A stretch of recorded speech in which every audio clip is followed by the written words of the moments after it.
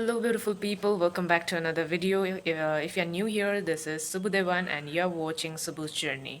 And अभी के लिए मे बी जस्ट नाम जानना इट्स मोर देन इनफ और मेरे बारे में जानेंगे, मेरे लाइक्स डिसलाइक्स, मेरे ड्रीम्स, मेरे सपने चूर होते हुए, मेरे सपने साकार होते हुए और सब के बारे में जानेंगे. उसके लिए please do like this video and subscribe to my channel, subscribe to Subbu's journey, and do follow me on Instagram also. It's Subbu Devan.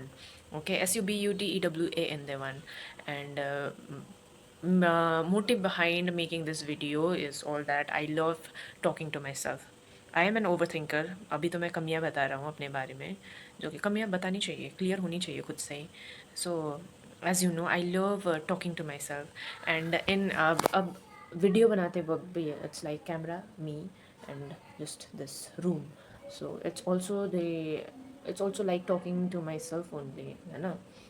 तो इट्स वेरी थ्योरेटिक. अगर आप ज़्यादा सोचते हो, अगर आप हाँ, अच्छा है video banana. And so today in this video we will be talking about my regarding my health issue. क्या हुआ था एक्चुअल में. आप सब ने शॉर्ट्स तो देख ही लिया होगा. अगर शॉर्ट्स नहीं देखा है तो इंस्टाग्राम तो देखा ही होगा. मेरी तबीयत बीच में बहुत ज़्यादा ख़राब हुई थी.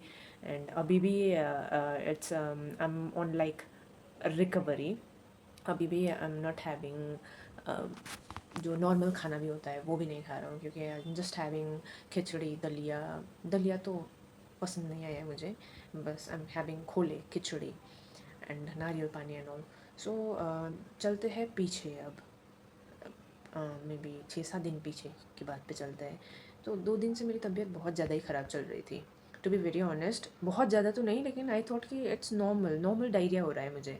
एट फर्स्ट तो आई वॉज़ वेरी हैप्पी कि मेरी बॉडी से टॉक्सिन निकल रहा है, क्योंकि नॉर्मली डायरिया होता नहीं है मुझे. तो मैं खुश हो रहा था. फर्स्ट डे तो मैंने दवाई भी नहीं लिया. जस्ट टॉक्सिन निकल रहा है तो अब वो अपने आप ठीक हो जाएगा, तो जाने दो. आई जस्ट टुक वो होता है ना होम मेड ORS, जो हम नमक डालते हैं, चीनी डालते हैं एंड वाटर के साथ वो मिक्स करके फिर सिप सिप करके पी लेते हैं. I just had first day में. एंड सेकेंड डे में भी ठीक नहीं हुआ, तो अब आई स्टे इन गुड़गांव. अब जॉब करनी है, जॉब पे जाना है, तो I just took medicine second day पे. डायरिया का मेडिसिन ले लिया, क्योंकि अब ड्यूटी पे मैं बार बार वॉशरूम तो नहीं जा सकता, और पेट में भी हल्का सा दर्द हो रहा था एंड थोड़ा सा फीवरिश भी था. Then I came to duty. फिर मुझे बैक पेन हो रहा था एंड रात को भी मैंने बैक मसाज करवाया था बहन से. And also in duty also, at duty also मैंने बैक मसाज करवाया, क्योंकि पेन बहुत ज़्यादा था. एंड इंस्टेंट बैक मसाज के इंस्टेंट हुआ बुखार यहाँ से यहाँ. एंड वो बुखार, वो फीवर बेरेबल नहीं था. इतना बुखार मुझे कभी आया ही नहीं है. सो अब वैसे तो मैं छोटी छोटी चीज़ें भी, अब छोटी बीमार भी ज़्यादा वो नहीं कर पाता हूँ, सहन नहीं कर पाता हूँ. अब सहन शक्ति तो है मुझ में, लेकिन बीमारियों के लिए बिल्कुल भी नहीं है. बीमारियों के लिए बिल्कुल भी नहीं है. सो उस वक्त पे फीवर बाद में जाके चेक करा तो 100 से ऊपर था. एंड मैं वहीं पे ड्यूटी पे ही मैं आंसू से लथपथ हो गया. And I just call my sister, मेरी तबीयत बहुत ज़्यादा ख़राब हो गई है. एंड वो आई. Then we went to normal अब केमिस्ट शॉप के पास गए. Then I checked my fever, तो 100 से ऊपर था. फिर वहाँ से केमिस्ट के पास से दवाई लिया. तभी भी आई वॉज थिंकिंग कि नॉर्मल है, मैं चल पा रहा था. भले ही मैं रो तो रहा था, लेकिन मैं सेंसेस पे था, मैं चल पा रहा था. एंड जब भी ऐसा होता है ना, फीवर होता है या मैं बीमार होता हूँ, तो और ज़्यादा मैं बोलने लगता हूँ, बक बक बक बक बक बक स्टार्ट होता है. Then after we went to chemist shop. Then chemist के पास से दवाई लेके फिर हम रूम चले गए. फिर आई टुक मेडिसिन, जिससे कुछ नहीं हुआ, कुछ नहीं हुआ. और फिर शायद उसी दिन का था, और या फिर कल केमिस्ट के पास गए हम लोग.